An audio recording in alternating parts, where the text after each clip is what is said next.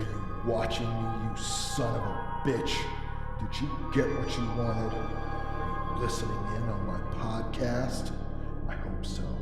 I hope you're watching closely, because when I take you down, I want you to see me coming. That's a promise.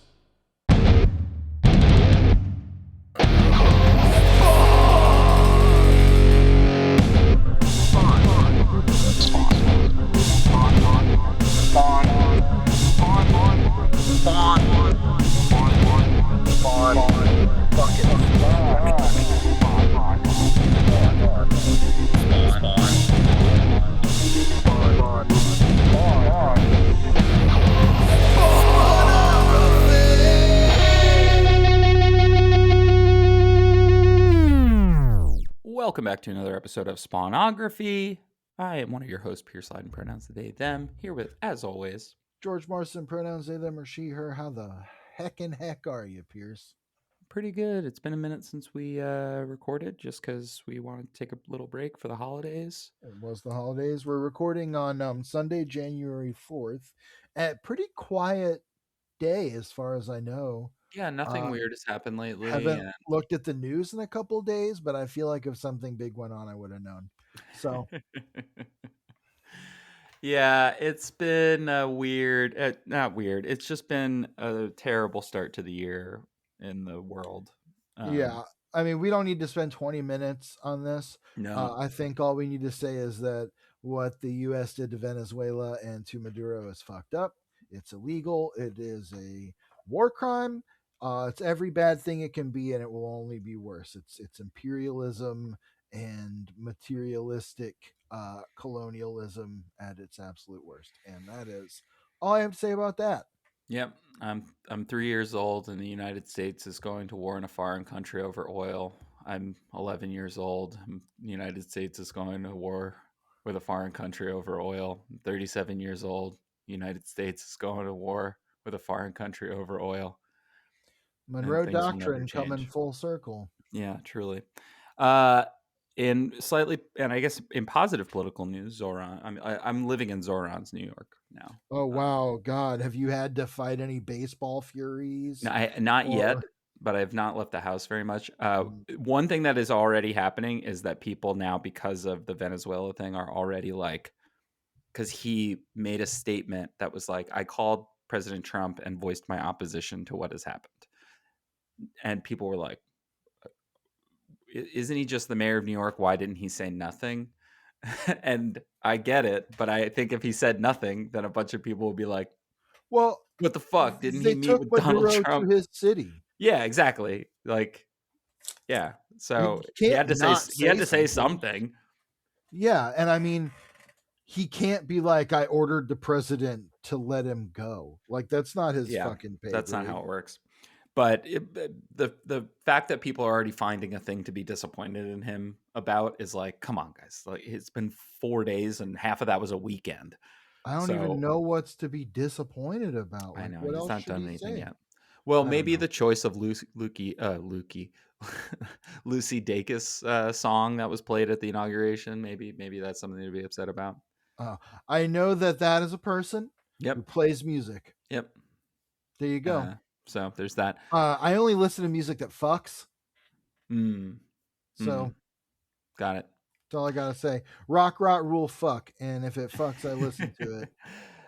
But besides that, my break is over. Technically, I work today, but my break is over starting tomorrow. I had a little pre-work day myself, and same. So, back to the grind. I'm on that grind set. Every day I welcome a new opportunity to grab my bootstraps and raise myself up and just really dig my snoot into that capitalist asshole.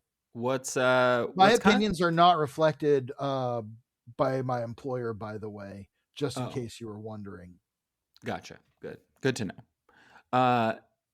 A funny thing about our recording schedule is that we haven't spoken about the main Spawn title in basically a month, so it's been kind of a minute. That's true. And we're getting into we're getting into two issues here that are There's something. They're moving the chains a little bit, to use some football terminology, as it is the last day of the season. I mean, It's Spawn has chains too. that is true. It does work on a lot of levels. Yeah. But these issues are definitely ones that I kind of I shrugged my shoulders at a little bit. They do some interesting things. They add some interesting elements that, There's a like, little bit of fun stuff that poked my little nerd brain about a few things, as yeah, some of these recent things have, and we'll talk about that. Um, what was I going to say about football or whatever? What were the fuck were we just talking about? It doesn't matter. About moving the chains. yes, thank you. I know what that means, which is like dragging the like weight cart, right? Nope. No, okay. Well, then I don't know what the fuck it means. Moving the chains is so Or to is that when you do the like waves, or is that an exercise at all? no, it's none of Okay, that. Moving the chains is during a delete football this. during a football game. You can see exactly how mask I am in this episode. During a football game, the first down markers are on a chain. Like Oh, okay. and so moving the chains is like, if you get a first Well, down, you have to move the first down marker. You've moved the chains. here's what I pictured initially. Anytime you have said that in the past, is someone in a meat locker just moving the chains around. And then I thought, well, I then thought, like, you see football players doing those kind of butch things out on their little playing field. They do their little chains and they do their little runs and pushes and jumps Hmm. and whatever other things you do in football. Pull the ball away from the enemy. Right. Mhm. So okay, yeah, Score. it could have. Uh, it does sound like something like a job you might have at Hot Topic, Mm, yeah, that's moving the true. chains. That's exactly true. Funny enough, I worked in a UGA football memorabilia store for a football season. God, about 10 years ago. Did you ever have to move the chains at that job?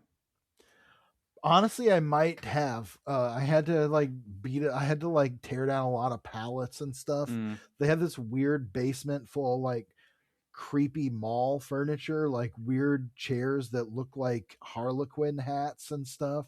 hmm. Like, I don't even fucking know. It was a wild job, and I didn't know anything about football. I was not in a great place, and I was drinking on the job every day from my flask, and that's the only way I could get through it because my boss was like some libertarian asshole. And the first day I worked there, he was like, "Well, I'm a libertarian and I'm really into politics," and I was just like, "Okay, I don't discuss politics at work. It's just not something I do, and I'd rather not talk about that."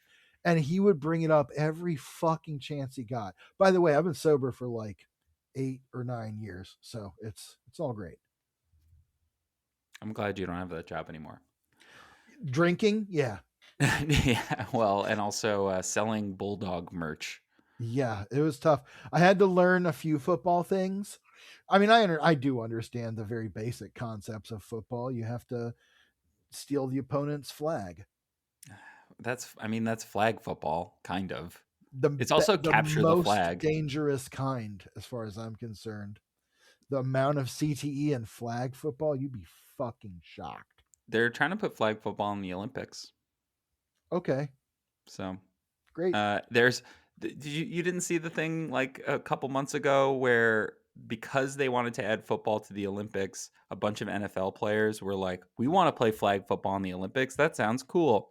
There's a professional flag football league, and the best players in that league were like, "What the fuck, guys? You can't play our game." And I'm like, I'm pretty sure I'm pretty sure that normal football players can play flag football because it's a pretty transferable skill set.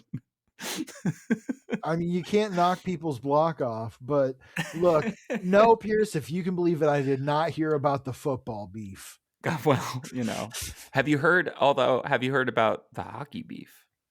And by the hockey beef, I mean heated rivalry, the gay hockey show from Oh, I Canada. didn't know about this. Oh, it is a I'm show not about, I'm not super tapped into sporting. I mean, it's fictional. Oh, okay. I didn't know And that. it kind of relates back to your interests. Here's how. Listen Well, to I this. am interested in gay and hockey. I just haven't followed along It on goes either in a deeper. little It goes while. deeper. It goes deeper. Okay, so here's how it works.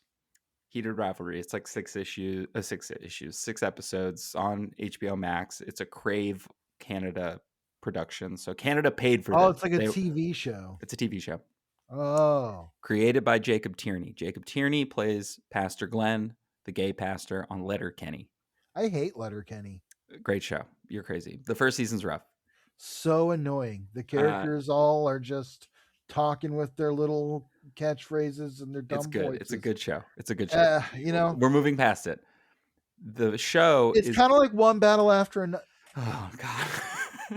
This podcast is like one battle after another. That's all we have are Yeah. battles. Mhm. Okay. The show Heated Rivalry is based on a book series called Game Breakers by this woman who wrote a lot of fan fiction. Okay. Specifically, the show is based on the second book, but the first book was based on some Captain America and Bucky fan fiction that she wrote that people really liked. So I she recently rewatched Captain America: The First Avenger. great First movie. off, fucking great movie. Fucking Shout excellent out Joe movie. Johnston.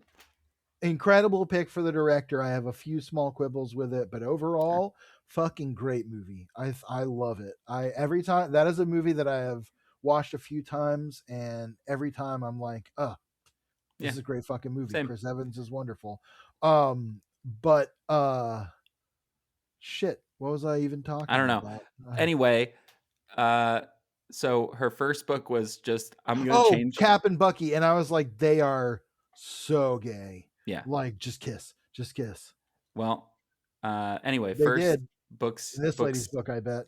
they did well in her story, and then yeah, she put it out as a book, and then this led to this now. But she changed it to be like hockey players instead of superheroes, and blah blah blah, and whatever. Like Sleeve and Hockey instead of Steve and Bucky. And so now this show is about a Russian hockey player and a Canadian hockey player who have this secret tryst. Mm, And they're two of the best players in the league. And so you get to watch them fuck, but also be good at hockey. how about that? But mostly fuck. Great. Anyway. Listen, it was Bucky and Steve, not Adam and Eve, okay? People are saying this. People are saying this. For years now. And I mean, But what's funny also about Heated Rivalry is now hockey suddenly has a lot more women and gay fans. Good. And it always had gay women fans. Like that. Well, of course. Yeah. But now there are a lot of gay men and straight women and bi women that never cared about sports. Very interested in hockey. They all keep calling any arena the boy aquarium. Amazing band name. And yeah, it's very fun. It's very I didn't fun. know about the boy aquarium. Yeah, I well, like that quite a bit. I went to the boy aquarium on my birthday. I saw your Instagram. It was very fun. They won the game. Nobody kissed on the ice. Maybe they did in the locker room. I don't know. When I played hockey in high school, I played technically roller hockey. We kissed each other, every member. We just went down the line at the end of the game and just said, good game, mwah, good game, mwah. We always just shook hands. Oh, well, I played in thing. Paris, France. Oh, that makes sense. That makes sense. A little beret. That's right. We didn't wear helmets. That's why I'm cracked. Was your team named the Baguettes? Yes. Nice. The enemy team was also the Baguettes.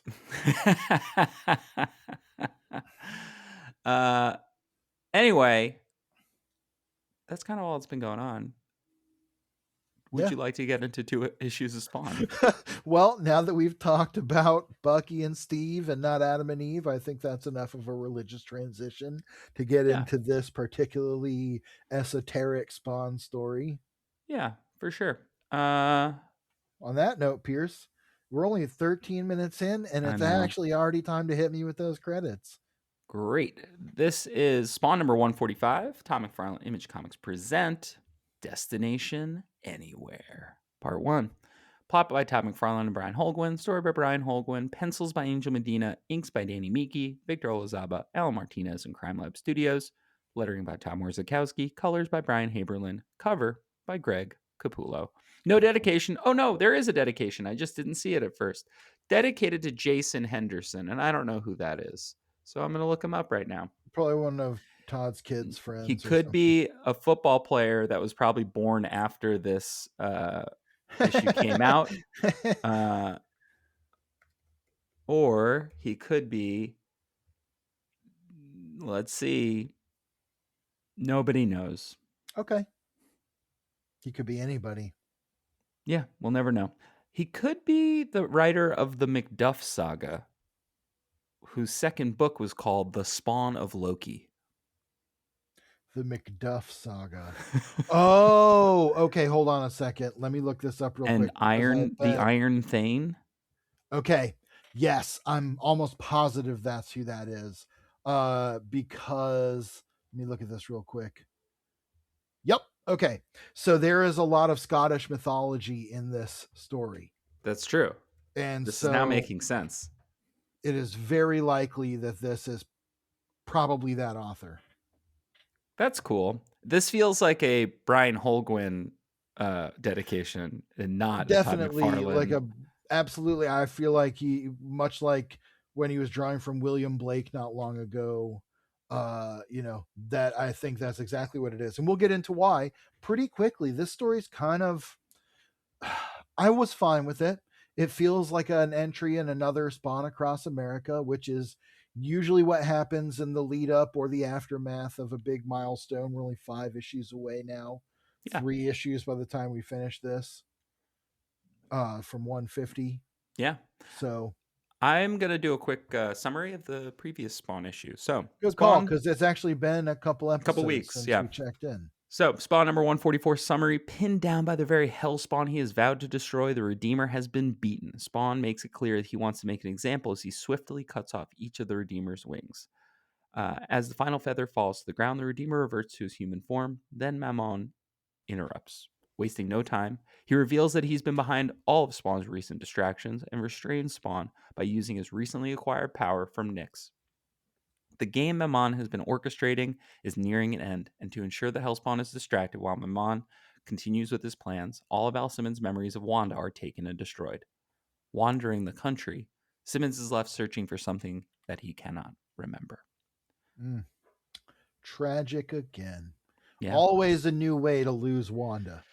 Yeah, and so we open with the when we last saw Al, he was literally hitchhiking, Yep. and we open here with him in the back of a pickup truck that has the bed down, like the one piece of it down, which is Yeah, like a little bit scary. he's probably judging by this environment, I would say he's probably in Virginia or South Carolina, Mm, somewhere in there. By the way, fuck South Carolina. I just want to say that real quick. Just wanted you to know. okay, Yep. great. The one good thing about living in Georgia is that it's not South Carolina. So any opportunity I can get to shit on South Carolina, it's my duty. Yeah. This also feels like another instance of the writing team and maybe just Holguin specifically trying to restate the premise to sort of like be like, if this is your first issue, you're gonna kind of know It's what's your going on. regular reminder of like who Spawn is. Yeah. Al's riding in the back of this truck and he's got his cape pulled around him like a blanket, which I like. Yeah, that's cool. Um and he's kind of giving his rundown. He's Al Simmons. He's born, died, born again multiple times. It says he's fought heaven and hell, dead gods and angelic warriors, gangsters, serial killers, vampires, even a souped up gorilla. He One of goes these on to things is not say, like another, and that's yeah, gangsters. hell yeah, gangsters. I immediately pictured him. I mean, I guess that is the archetype is him fighting like the mafia guy, but I pictured him fighting like Al Capone with a big Yeah. cigar and like the ghost of Al Capone. New villain idea. The ghost of Al Capone. Yeah. Well, we'll have to keep that in mind. Anyway, yeah, he's saying he remembers all this, but when he looks back at his life or lives, he says it's looking like at a newspaper, like looking at a newspaper with a bunch of articles razored out or a book missing every 10th page. And he remembers Memon. He remembers Memon took something from him. I do not like this little panel of Mammon with Al's eye just floating over him. Very This weird. looks like something Dave Navarro would be criticizing on Ink Master, like just straight up. I don't Uh, even actually. There's a couple weird panels here. that's the only part of it of this page that I don't like. I don't like that spawn head. It looks weird. I get that it's a The weird angle perspective is kind thing, of but weird, yeah. And then the people he's riding with invite him to a restaurant, and he says, I'm gonna get out. This has to be actually further north because there's an elk there. So I yeah, don't it's know. true. Um, It's unclear, but it doesn't really matter all that much. yeah. And he decides he's going to go out into the woods. He says he wants to. He's going to stick to the back roads. He's going to try and lose himself just a little bit. Yeah, he Like, says he's looking like, for some place to lie low and get his thoughts together. yeah. And they're like, "Cool, do that." And as he continues to walk through the forest, he seems to see a town ahead, uh, and he sees this bridge with a sign that says "Et in Arcadia Ego." Yep. And he kind of makes note of that, but kind of continues on into this very picturesque town, which when I first read it, I was Yes. like, oh, are we doing the kind of picturesque town that we did 100 issues ago? Not quite. Uh, but it's not that. No. And so Et in Arcadia Ego becomes will learn it's the motto of this town. But did you know what that meant before this book? I didn't. I mean, I read into it after the fact. I was like, "There's a reason that we're doing this," Mhm. and the characters will bring it up that Yeah. it means even in Arcadia, there am I, or Yes. there I am. Or technically, yes. Even in paradise, I am. Yeah. Is kind of a sort of a literal translation, but it basically means like even in paradise, people will die. There is death, Brian and Holguin, big Sleep Token fan. ugh, Their newest record is called Even in Arcadia. I don't know what you want me to say. they suck. I do not like their music. Ugh. I don't mind the gimmick. That's fine or whatever. I don't have a problem with that. But I just think their music is boring. It sounds like Imagine Dragons. That's fair. I'm a hater this episode. I'm out Yeah, here I can just tell. slinging fucking rocks. Like, anyway, yeah, he's in this town. Well, I don't know if we ever get the actual name of the town. We don't. I think we're supposed to intuit that it's Arcadia. Arcadia. Yes, I, that's what I I think thought as that's well. what we're to intuit from everything that happens. But he's walking through the town and he says it looks like a Norman Rockwell, like Norman Rockwell died and went to heaven. Yeah, he And says, but he says he's feel like he's being led around on a leash, yeah, which which yes. interesting. He kind of is, right? That's Hmm. Mammon's kind of whole deal here is to distract him and kind of put these things in his way. And it's unclear to this point, and we're going to get a little bit more of an understanding of Mammon in this arc. Yes. But it's unclear what his deal is, and or we thought we knew his deal, and we're kind of getting a everything you thought you knew is wrong Right. type He of seems to be trying to take over heaven, and right. there is a lot more to that. So, okay, if you think of it that way, Et in Arcadia Ego, even in paradise I am, or I am even in paradise, whatever. The last time we saw Memon, he was sitting on the throne of heaven. Even in Yeah, paradise, he's there. yeah, So it kind of fits. And as he's walking around this town that we'll call Arcadia, there are devils, grotesques carved into every surface, door hangers or door knockers, stained glass windows, wrought iron gates, all shaped like devil faces. Now, this part of the story is very folk horror to me. It's mm, very Wicker Man or like midsummery, you yeah. know. And it feels like a Twilight Zone episode in the same way, like that Hmm. kind of like, lost man in a strange town. Something must be amiss. And Uh, so as he's walking around, he keeps seeing signs for the tinned, which is that hard to pronounce tinned. yeah, Uh, Teind for those who it's are not a reading along. Scots word Yep. that is often used to mean tithe because I think it directly translates to a tenth as is a tithe. But the other thing it is and this will become relevant very soon. And this is Scottish mythology or Scottish folklore. Uh, Attained is a meeting between the Fae and devils, in which the Fae basically pay rent to the devils. And so that's kind of what's happening here.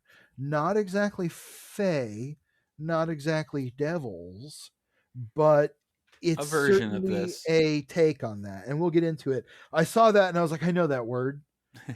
And it's because it's mentioned in the poem Tamlin, Mm. which do you know Tamlin? Tamlin is a let's see here. Tamlin is a folklore character from Scotland. Is a poem.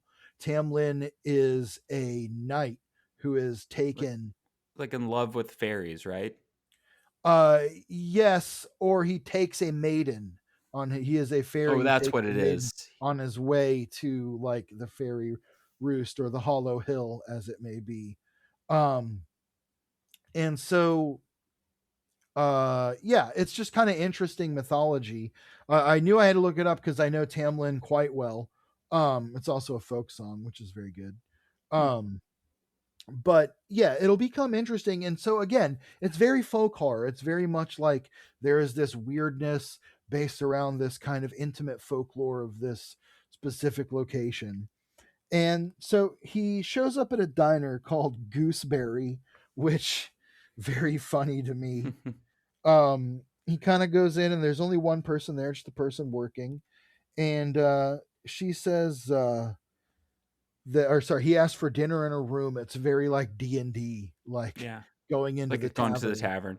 One Yes. last thing about Tam Lin that is like a little bit relevant to Spawn and Hmm. comics in general is that Curse's name, Neil Gaiman, included the notion that fairies pay a tithe to hell in Season of Mists Hmm. in Sandman. Yes. And then similarly in Books of Magic, Tamlin is the name of Timmy Hunter's dad. Right. So That's right. Yeah. It is this it is, is a popular folkloric story. The song and poem are fairly well known if yeah, you are into fairy bullshit, as I often have been. yeah. Uh yeah. Tamlin also So appears in Fables for fans of yes. Fables, which Not not going to get into not that. today and not me. Yeah. I used to be a big fan, and then I understood what it was about, and I was like, "Oh, Yeah. no." Bill So, Willingham, kind of a crumb bum. kinda Uh crazy that his name is William Willingham. yeah, Why well, did that's his what it'll do to parents you. do that? I don't know, it fucked him up, I think. Yeah. Anyway, yeah, so he meets this woman at the diner. Her name is Ruth. She feeds him dinner. It looks pretty fine. It's like a Salisbury steak. Um, it actually looks like different food in both drawings of it. Like the top one looks like it has French fries. The bottom, he's got like whole potatoes and a Salisbury Yeah. steak. So that's fine. Um, he's eating it and he asks her what's with all the devils. And she says, it's a town tradition to remind us that the devil's always present. So it's best to keep your eye on him. When you can't see the devil, that's when you have to worry about him. So keep him out in the open. She asks if that makes any sense, and he says, more than you know. She goes to get the room ready. Again, this is very much like a D&D town. Again, pointing back to that, likely to that Macduff saga. I don't know the Macduff saga, but I wonder if it's related to Macduff from the Scottish play Macbeth, an important character in I that. can give you the overview of the first book, which is amid the chaos following the destruction of Scotland's usurper king, the Prince of Dark Elves decides that the time is Oh, ripe to begin his assault on humanity. shit. Kind of sounds cool. Yeah, I'm sure it's a good fantasy novel. Yeah. I have to assume that's the connection here, just because it's Scottish fantasy. Yeah. And this is definitely, the more I read this again as we're going back through this now, this is definitely like a D&D setup. Yeah. Spawn's arriving at the inn. He's going to have a quest. Yeah. For now, the And innkeeper. Oh, go yeah, ahead. and he's got a character who's going to explain stuff to him. Why? Yeah. What is going on here? Oh, it's this. Similarly, while he's in the room after it's gotten set up, he goes, "Hey." She comes by to bring him hot chocolate. Ask if he's comfortable, and he's like, "Hey, what? By the way, I passed a sign, something about ego. What is that?" And she explains what in Arcadia ego means. Yes. You know, it's interesting. It's also, have you ever read Moby Dick? I just started reading it. I've never read all of it. It's an incredibly I long book. haven't read all of it. I've read like most of the first chunk of it, I'm listening to it as an audiobook, as I um, often do, and I'm several hours, a 24-hour long audiobook. I'm several hours in, and so far it's just been him like meeting Queequeg, the harpooner, mm, that becomes his companion in this tavern, and talking to a tavern keeper. And boy, it is it's to say it's a slow burn is an you've been reading a understatement. lot of stuff with whales in it lately. What's going You on with know, that? yes, I did. I read Whale Fall, which is about a teenager getting swallowed by a whale while scuba diving. I read it because that's one of the most terrifying things I can imagine, is being swallowed or eaten alive by a predator, Mm. and having to experience like being digested and stuff. And that part of the book is really cool. The whale guts are great, but it is a heavy-handed book with the fucking like metaphors, to the point where it basically states out its entire premise like straight up in the ending. But I couldn't get enough whale guts, so I went for Moby Dick, and I've always been fascinated by whales. So there you go. Uh, Well, yeah, Whalefall will be coming out next fall, yes, it's going to be a starring Josh movie. Brolin. And I bet that's going to be a fucking annoying fucking movie. uh, maybe Yeah, Elizabeth Shue's in it. great. That's great. I'm sure she'll play the kid's mom. It is a complicated book if you have a complicated relationship with your father. Anyway, back to this. He is Ishmael sitting in the tavern, and this woman is watching him. And as she watches him through the like crack in the door, she sees his shadow kind of forming into the shadow of Hellspawn as he's sitting there eating his food. Later, we see him in the room.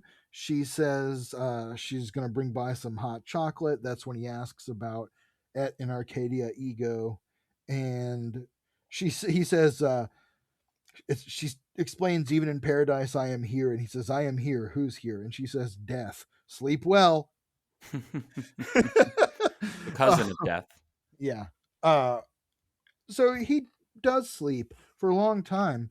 And when he wakes up the next day, he has the prototypical folk horror experience of waking up and the entire town's empty Yeah. because they're all off doing something weird. And he's been asleep for so long it's dark now. Like the street Yes. lamps are on, but he hears carnival music. So again, classic horror kind of deal. And He he's like, arrives "Oh, at the Tend. right." And he sees the whole town out in like kind of carnival tents, and he's like, "Maybe it's fun. Like maybe this is cool." And he heads down there, They're and all people, dressed as devils. yeah, people are in costumes and things, and there's Honestly, I would games. love to be there. This is my kind of shit. I'm exactly this kind of weirdo. What's interesting is like we do get one guy who's got kind of the clown makeup on, not quite, but Yes. kind of, you Yes, it know. is certainly on purpose. And do you see who is in that middle panel there? Oh, Hellboy's there. Yeah, Yep. Hellboy's just walking around, which I really like. It looks like clearly to be a guy in Hellboy cosplay, yeah, which is how I'm sure they managed to sneak that in. pretty fun. Um, but they're all calling out, look into my crystal, candy apples, popcorn, get your masks. Al grabs a devil mask off the wall, and we see another guy with sort of clownish blue makeup on his face. And he sees little kids dressed as angels, and riding down the street, he sees a woman clad in black leather. It almost looks like dominatrix gear. Her proportions on that horse are fucking wild. She must be 9 feet tall. And her feet, she's got like Umberto Ramos feet and Yeah. like a fucking Rob Liefeld head. It is like the inverse of a Rob Liefeld drawing where the head is massive and the feet are tiny. She's got massive feet. Decent drawing of a horse. If you're going to get one Yeah, part of it yeah. right, at least make it the horse. And I mean, I can tell what it is, but yeah, the proportions are wild. And Hal notices that it's Ruth, the woman who rented him the room and gave him his food, which I'm surprised they didn't. This doesn't necessarily come up, but you should never eat anything a fairy gives you. It's eating fairy food Oh, is true. kind Yeah, of a that curse. there's a lot of stuff in this kind of two-parter that isn't from folklore that they're just like, don't. That's not what we're doing. or just they're not there. You can't do everything Yeah, in no, of 40 course. I mean, pages. it's So, totally fine. but that is an interesting bit, and it seems like it could be something when she brings the hot chocolate.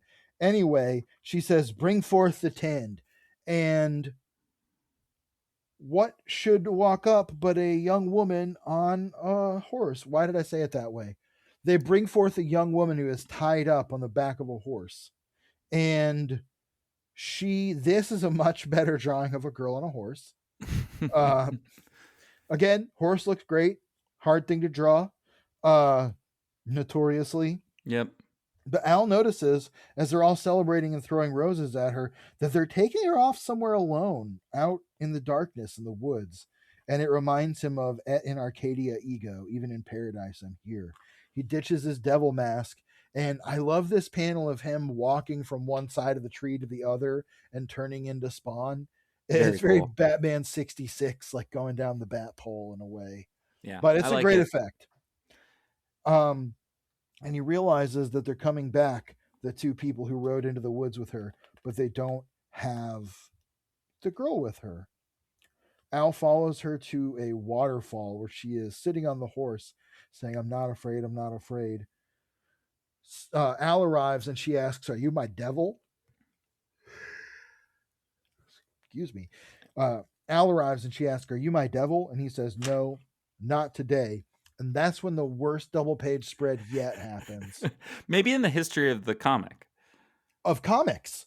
Of all comics. Now that's an exaggeration, but this is maybe I am starting to get actively pissed off Yeah. at Land Medina about this shit. Okay, this is a double page spread that is again a vertical double page spread, and it is a trinity of angels arriving, saying, "By the laws of our compact, we've come for the Tind." And the lead angel's face is Is exactly directly. on the spine. Why would Yeah. you do that? That has to be the hardest way to draw it, too. Just move it up an inch. Yeah. Come So it on. doesn't line up and it just gets eaten by that spine Like even gutter. in a regular Yeah. non like omnibus, I'm at the back of the omnibus And you where the still can't spine get is it flat. thin and it's impossible to see. Yeah. It's So just it like ends up looking like he's a headless, a completely headless and it's angel. kind of shitty because it's kind of important that he seems to have green glowing spawn eyes. Yeah. So the next page is Spawn looking up at them. Pretty cool panel of Spawn, actually. Kind of looking up at them as they say, "We've come for the sacrifice." And that will lead us to Spawn number 146. Todd McFarlane Image Comics present Destination Anywhere Part 2. Has all the same credits, except that it is dedicated to Robert Hack, who I didn't look up. He's a comic book artist, Okay. so I have to He's a imagine real that hack. he's done Chilling Adventures of Sabrina and Oh, Doctor Who and a billion other things, it says well, on great. his Instagram. And if it's not this guy, well, then oh well. I like his art, though. It's actually Yeah. really good. I wonder if he did anything for Spawn. I don't know. Maybe he could also. I don't know. Um, Spawn 146 opens with Ruth in her like dominatrix mask. This close up on her is wild. Like it's We, not that bad, but her ears are like on her neck. yeah, I don't know how much we can dig into Angel Medina just deciding at sometimes to take the strangest angle for what should be a relatively straightforward and simple panel. And I understand well, you don't want it to be boring, make it a little dynamic. I think she's supposed to be a, a little reverent or something at this point, like a sort of, or she's like, I don't know. I guess that's the hard thing that Yeah. comic book artists have to do all the time, right? How do you find the one moment of an emotion or of a sort of line reading that Right. will translate to the way it should be read? And she has got these really wide eyes, and I don't know, it comes across a little weird, but I think it's ultimately effective. And Contrast that with the panel of the girl's the tinned girl's face on the next page. Much more straightforward. I mean, the ears are also still down, but it's a much better rendition of that kind of look, and it is almost the same angle, but the fear on her face is palpable. yeah, Now, at the same time, we've got another double page spread that makes me want to fucking quit the show, of the exact same angel directly in the middle of the page. we still don't know what he looks like At this technically. point, I was like, are we not supposed to know? But no, it's drawn. You can see that he's got the green eyes and his Yep. face is darked out. And he says, what do you want with the girl? And they say, it's no concern of yours. He says, I'm making it my concern. He thinks to himself, he's wrestled with angels before. And they say, we're not angels. Not anymore. Not for a long time. Obviously, reading Spawn's thoughts. Yeah. They explain to him, you're interfering with matters you don't understand that are very old and sacred. Basically talking about a bargain. They say it's a bargain as old as humanity itself. You're a hellspawn. You should know something of bargains. And Al is like, you're not taking the girl anywhere. Not till I know what's going on. They explain that they're the forgotten ones, the lost angels of heaven, who, when the great war between Satan, Lucifer, and his cohort of fallen angels and the armies of heaven clashed, they refused to fight. They kind of abstained from either side. They were like, we're Right. not going to help God to fight our friend, and we're not going to help our friend to fight God.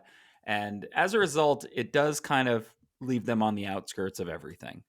They Yes, they they kind don't of get are punished. lost. Yeah. They don't They're get just punished. abandoned. They just get thrown away.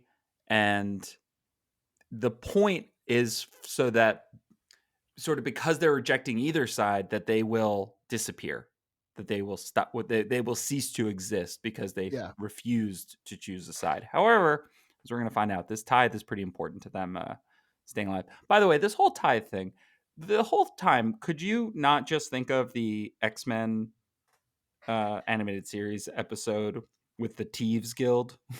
The the, Thief's Guild. the thieves and the assassins, and the Mhm. tithe must be made, which was also a really weird episode because it came out like a bunch of that stuff came out before those characters were introduced like in the comics. Mhm. So then they retroactively got added to the comics in a weird way Yeah. that didn't line up at all with what that episode was. Yeah. And we had like Okay. the tithe collector and stuff, Yeah. and The tithe Kandra, collector. Yeah. and like the externals. Anyway, So suddenly, many flights of angels arrive, filling the skies. And Spawn is like, what does the girl have to do with any of this? And they explain that their connection to the world is tenuous. They're required to pay a sacrifice to heaven every 7 years. Their their connection to the world is tenuous, and to remain in existence, they have to pay a tithe to heaven every 7 years. They have to send someone to heaven. And that's just another example of how heaven and hell can be so similar in the world of Spawn. They are really, truly two sides of a coin. yeah. They are, it is not a political metaphor strictly to me, but it almost feels like it almost seems not necessarily in terms of a political metaphor, but it almost feels like that sort of like the portrayal of that, Yeah. where it's really two different philosophies of ownership that ultimately lead to imperialism Do you think clashing. Do you think that now technically we have seen like a couple of male angels or male presenting angels at this point? Do you think that this is also a way for the book to course correct the initial introduction of angels being a bunch of angelas essentially? I mean, maybe I think that it's maybe just, if not trying to course correct, trying to just expand. It's kind of been a slow introduction of angels that don't look like Angela, male Yeah. presenting angels, as you said. And I think this is definitely cementing that they exist even as a whole legion. But Mhm. we've seen them before. So yeah, it's kind of, and again, though, we've seen, kind of devils of all stripes as well at this Yeah. point. but it's that classic rivalry of like, well, ultimately, both of our philosophies are leading us to these kind of, again, imperialist ends, if you want to think of it that way. Yeah. And this main angel says, like, you shouldn't be surprised to learn that we exist. After all, you've met one of our wayward brothers before. And Spawn pretty instantly knows who they're talking about, and that's Yeah, Mammon. Mammon, exactly. I like this sequence where he's like, "Behold, there is a wondrous harmony to the universe, a magnificent order to all things." And he says, "But the word is fading. The cosmos grows discordant. Walls that have existed for eternity have begun to collapse. When that happens, creation itself may very well end." And we know that that is something that is going to happen. Not long from now. Um, so the angel says, "Our lot may seem harsh, but we abide by a covenant that is as old as time. Would you interfere with such weighty matters? Do you dare tamper with such perfection?" And I like this. Spawn says, "Goddamn right I dare." And he blasts this like sort of illusory bubble by the angel. He says, "If there's one thing I've learned about heaven, it's that it deserves to be challenged.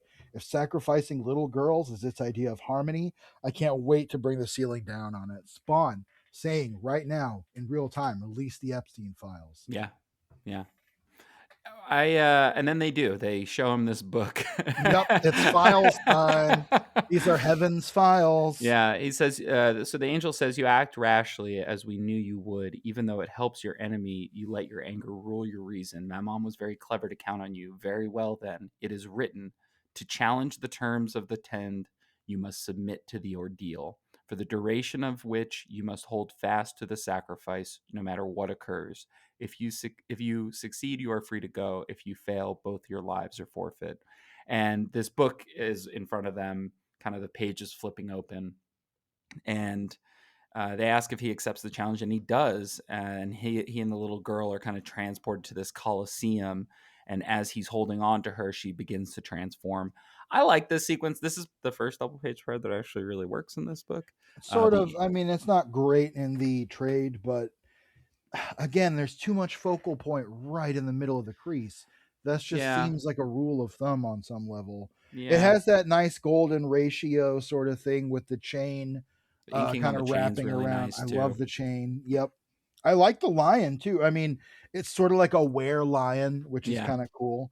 But obviously, what's going on is that she's going to continue changing forms while he tries to hold her. This is a very mythical sort of challenge. It seems like yeah, it's something that cool. like Hercules would be doing. This may even be something from mythology that I'm not exactly remembering. I think there may be something like that. Oh, there is a story where Loki turns into a fish.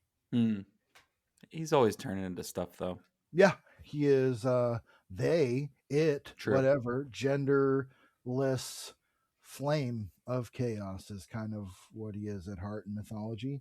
Anyway, she turns into this huge boa constrictor. Now, this double page spread I like a little better, except that again, the impact Spawn is fighting her as this huge snake. She's kind of wrapping around him. She seems to be both a constrictor and a venomous snake, which we'll forgive because this is fantasy. Yep, Uh, that's fine. and she becomes a bull, and Spawn and the bull butt heads. But if you can frickin' believe it, It's right in the middle of the the impact pages. is in the middle of the crease. I'm starting to really dislike this entire trend. It's just been going on and on for like what feels like 8 issues now. It's just getting more and more. Like, why are you doing this? Anyway, Yeah. uh From a bull, she becomes like a little raven, a bird, a and fish, and a then rat. it. I like when the raven becomes the rat, burrowing through the folds of my cloak. The first chance she gets, she runs for me. He grabs it with his like tweezer finger Yeah, nails. by the tail, which that would really hurt that little rat. Yeah. Uh, And then she becomes the goldfish, cold and slippery, like jumping from his hands, but he holds on as tight as he can. And then it becomes a fire in his hand. Uh, yeah, and it continues to change, and he continues to be tested. And the next thing that the fire becomes is Al Simmons. And it startles him to look at himself, especially as he burns alive, yeah. which We as we see know Al's now, face melt. Yeah, which, as and we know, is how he died in the first place at this mhm, point. And engulfed in green flame. Here, yeah, I watch as my skin.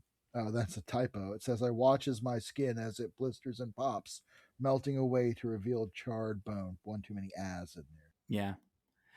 And then the kind of bones become Wanda, but he doesn't know who she is. And he And she, says, yeah, "What's this? She's beautiful and terrified. Before I can think about who she could be, she changes again and it becomes Ruth from the diner slash tavern slash hotel." she's begging him to let her go, saying, "You don't understand. You'll be dooming our entire village. Please let me go. For the love of all that's holy, let me go." She screams like a banshee, but I don't listen. How long has this been going on? It feels like hours, days perhaps. Still, I hold on just as I promised to the very end. And the girl turns human again, and Spawn is cradling her. I kind of like this image of Spawn's like huge, weird hands cradling the very small young girl, Yeah. young woman, really. And the angels are all floating around. The portals are opening, and they say, "You have won indeed, but it's a dark victory at best. One more chain of history has been snapped. The Tend is free to go. Mark my words, Hellspawn. There shall be more sacrifices yet to come because of your actions today, and they shall be far more dear." The angels kind of shatter out of the sky. They just disappear. Yeah. That whole reality kind of shatters and just like reveals the waterfall again. And it's a cool effect. I like that It as is like, cool. And it also makes you wonder, like, are they gone now? Did yeah. that like destroy them? They say they've done it at different places for as long as humanity has existed. And so it's definitely a little bit of that trying to tie together some kind of omni myth or something, you know? Yeah. So as she walks back into the town, the Tend, as she once was, realizes that the whole village is empty. All that's left is a sign that says "Et in Arcadia Ego," and so it's kind of unclear where they went. You know, it almost seems like maybe the green could be involved in some way, the green world. The way that But I took this was that when they said there's going to be a sacrifice that is far worse, and like, and also Ruth says, like, you're going to doom us all. yeah, they took all the people of the town, I guess, is the Yeah. implication. Yeah. Is that like similar to the fairies needing to give a tithe to the devils, right? Hmm. These are the fairies. They will literally, they, both sides will stop existing if this tithe is not Right. fulfilled. And the angels, the forgotten tribe, the forgotten ones, the lost tribe, they'll go find the tithe somewhere else. But Yes. in kind of classic Spawn Across America fashion, Al just doomed this town Yeah. to save one person because he wasn't, because he still refuses to acknowledge the bigger picture. He's still so bad at that.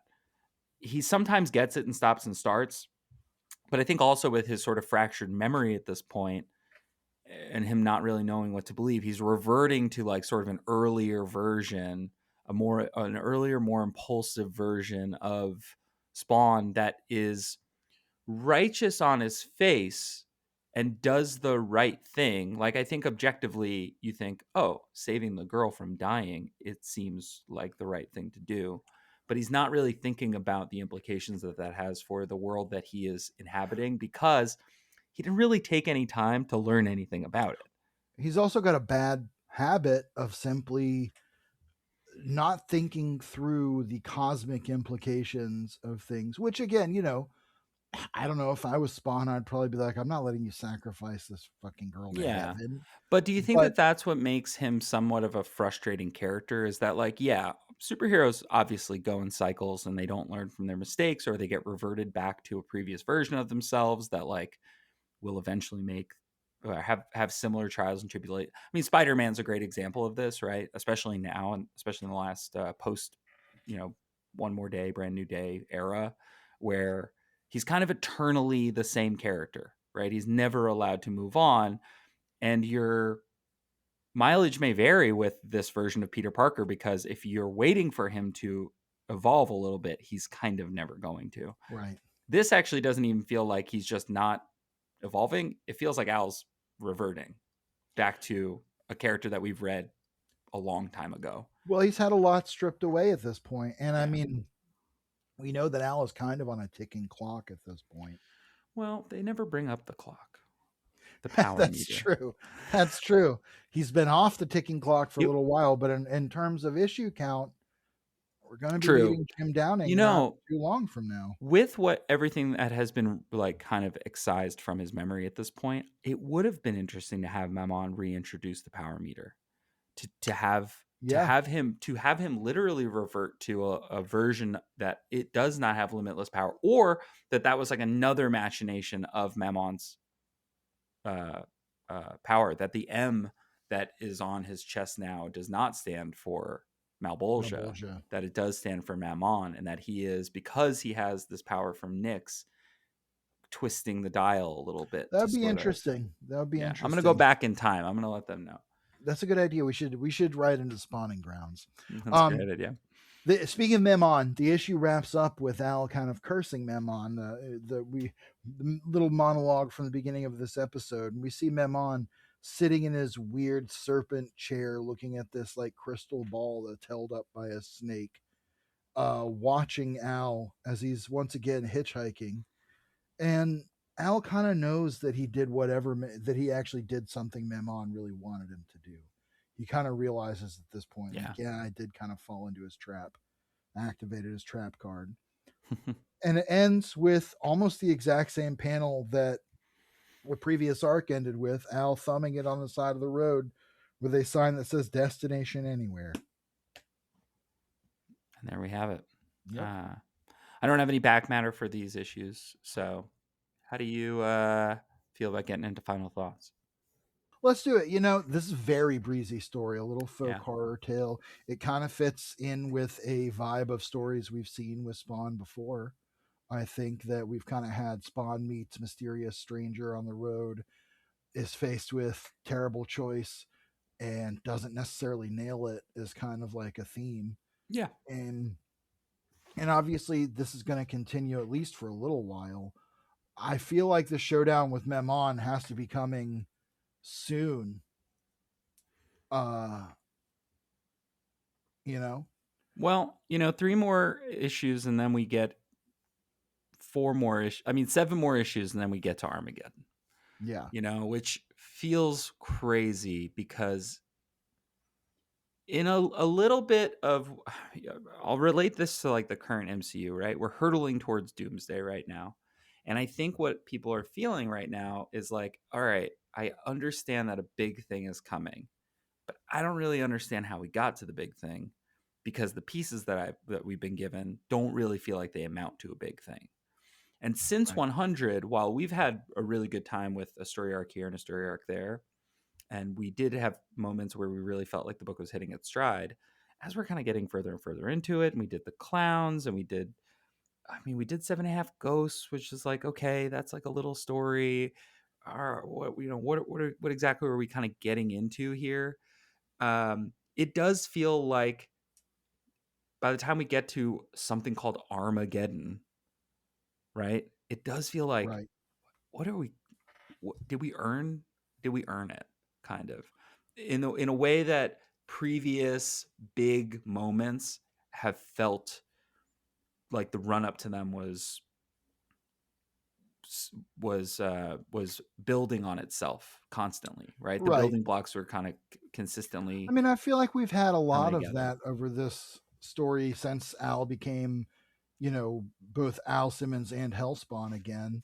Um, there are just so many things that have only been tapped. Like, Yeah, what is Cog doing? We still don't yeah. really, we've only seen him once. What is, Memon's ultimate scheme is slowly unfolding. And it does kind of feel like, okay, we need to start hitting those benchmarks so that this story will actually progress in a reasonable kind of speed. Does does the reveal of Mammon as a forgotten one angel rather than a different kind of devil or demon feel like a late pivot, or feel like a planned twist? because to me, to this point, it feels like it's hard to say because his interactions with Cog make me think this was always the plan. It's possible. It's very possible. It does raise some questions about a lot of stuff, like why isn't he among them? Why doesn't he care about the Tend? But then he's had his own kind of like versions of that throughout, really. And it does make his direct connection to heaven a little different from someone like Malbolgia. It does set Yeah. him apart a little bit. So I'm fine with it. I mean, I don't expect anything in Spawn or really most superhero comics to be perfectly 100% in lockstep with its own like bullshit at all times. No, listen, if continuity is not airtight, what's the point? No, I'm kidding. That's right. uh, Correct. yeah, no, it's interesting because it is the kind of, I think, here's the thing. I think it's a good twist in the sense that it made me look like go back. My first thought was, what the fuck? And then my second thought was like, oh, this does kind of work. It Hmm. could have been it could have I could go either way on it being like a late addition of like, oh my god, I got a better idea. What if he's not a devil? What if he's an angel? Kind of. I feel like it maybe it does feel a little bit like a transition that happened somewhere behind the scenes at some point, but I feel like it maybe happened a little longer ago. Yeah, Like the trade-off or like the change in idea happened like long enough ago that there have been little seeds of it at this point. yeah. So I think at this point it had to definitely have happened before all the Nick stuff right. because I think if he was a demon, it would have been easier for him to have control of Al somehow, right? Right. He Because he could wouldn't just he and go also he fight tricked Cog her for into the thinking he was a demon. right, but like he could just go fight Cog for the throne and then be like, "Cool, I'm the king of hell. I'm in charge of Spawn." Yeah. Well, we also know that he apparently wants to be king of heaven. Right. Well, So but that's what I mean is like right. If he just wanted the throne of hell, he could go get it. right. So it doesn't seem like he really needs Al for that. And Right. similarly, if he was a demon that wanted the same as Malbolgia to take over heaven, why not just go get the throne of hell, command an army of hellspawn, and fucking attack like Malbolgia was planning to do? So I think part of it, thinking about it, is that I mean, he knows about Cog. He knew about Cog. You almost wonder if he wanted Cog in that position because he knows Cog won't challenge him. true, true. Yeah, and ultimately, like if he can take over heaven, can he just double back? Right. So Yeah. I think it's interesting. Listen, I definitely kind of came into this as like, cool, these are some issues, great, but I think it uh, forces us to ask a lot of questions about the direction of the book. Obviously, we have it must have been a little underwhelming to read these at the time, maybe just because this would have been 2005. Uh, just because like it doesn't feel super additive. It feels like a story we've seen before, kind of. Yeah. As you noted, some of the art choices are less than ideal, and I'm growing a little weary of Angel Medina. I'm not gonna lie. Is it Um, Angel Medina? Did I say Land Medina earlier? I don't know, but I think I I did say that once. You'll have to okay, listen for it I'll figure it out. and But just cut it to Medina. I think I'm growing a little weary of Medina's art. And it's just because similar to what the story kind of is, it doesn't feel additive. Always, It feels like it he's making weird choices a lot of the time.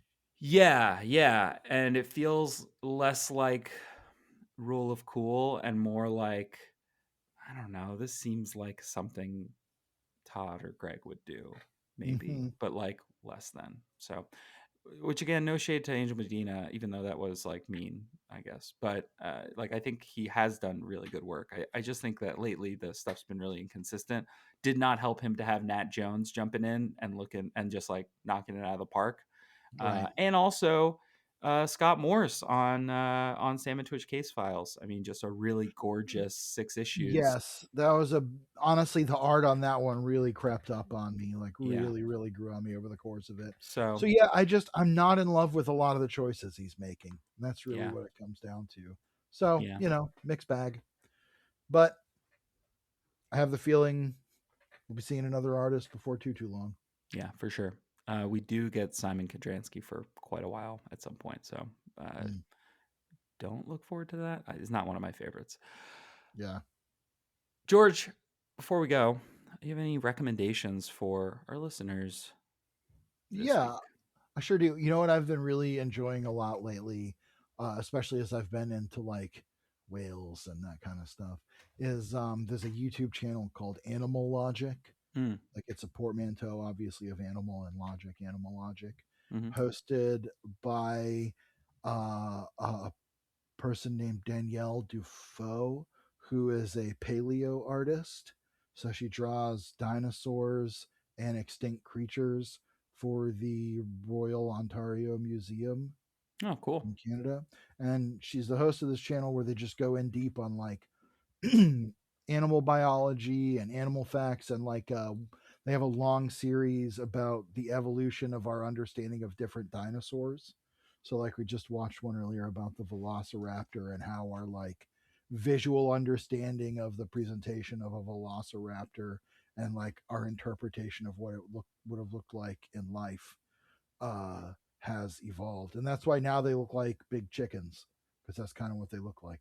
Hell yeah, that's Have awesome. feathers. It's great channel, really fun, educational. The host is great. She's got a great way about her, not obnoxious at all, which is pretty good for a YouTube channel.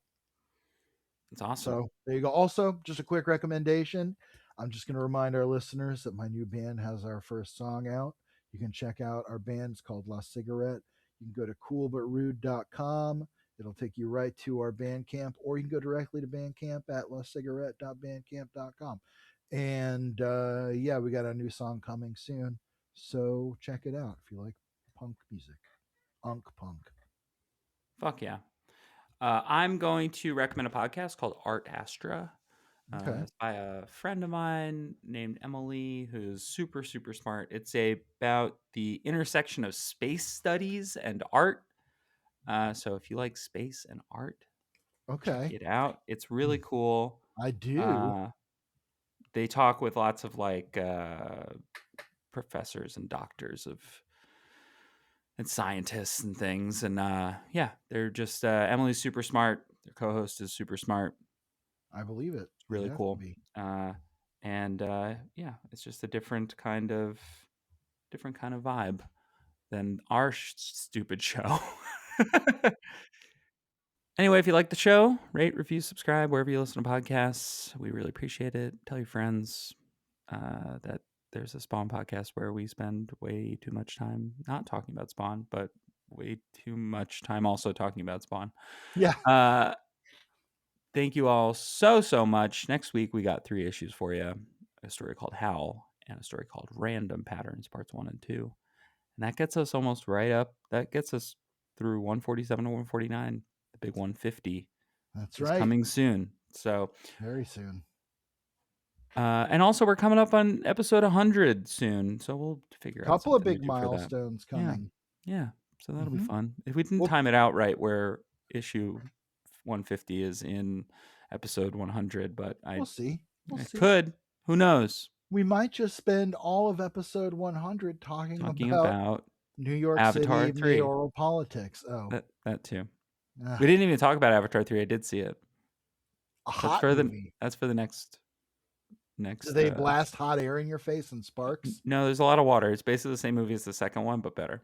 There's whalians. You love it. No. You love Oh, whales. but I like Earth whales. All right. Anyway, Or if they're in space, that would be cool. fair. Oh, like that one lantern, the Green Lantern. That's a whale. Yeah, that's Yeah, cool. that one's pretty cool actually. Yeah, Last Days of Animal Man. That's my other recommendation. great.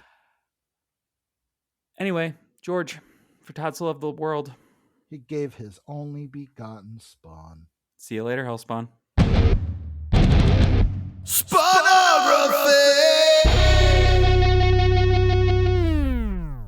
Spawnography is recorded in Athens, Georgia, and Queens, New York. It's produced by me, Pierce Ladden. Our theme music and logo were composed by George Marston.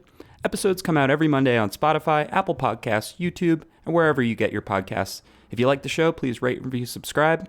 You can find us on social media at Spawnography or at SpawnographyPod. If you'd like to reach out to us directly, you can do so at spawnographypod@gmail.com. Thanks for listening, and until next time, see you later, Hellspawn.